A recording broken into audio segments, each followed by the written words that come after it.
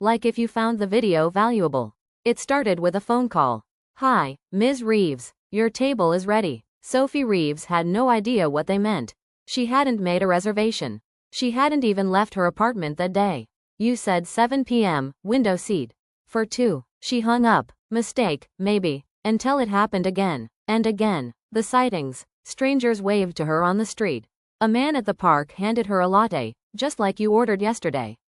But she'd never been there. And then, she got a text from her ex. "Didn't expect to see you today. You look different." Sophie hadn't seen him in 11 months.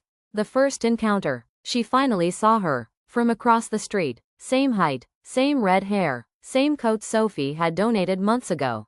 The woman looked directly at her, then smiled, turned, and walked away. The police report. She filed a report. Impersonation. Identity theft. Maybe a stalker? The officer nodded slowly. "Ma'am, do you have any evidence?" She showed her old social media, photos, videos, voice recordings. The officer shook his head. "You deleted all your accounts last year." "No, I didn't." He raised an eyebrow. "There's no trace of you online anymore." Losing her life. Sophie's bank flagged suspicious activity. Her employer received a resignation letter. Even her landlord said her lease had been transferred by her. When she protested, she was told, "You came in. Signed it yourself. With ID." She demanded to see the footage. It was her face on the security camera. Her voice. But she swore she was home that day. The confrontation. One night, Sophie followed her double into a quiet coffee shop. She waited until the woman sat alone, then approached. "Who are you?" The woman looked up, calmly.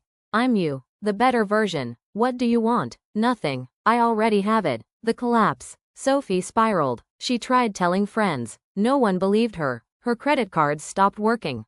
Her emails were locked. One by one, every part of her life was handed over to the woman who looked just like her.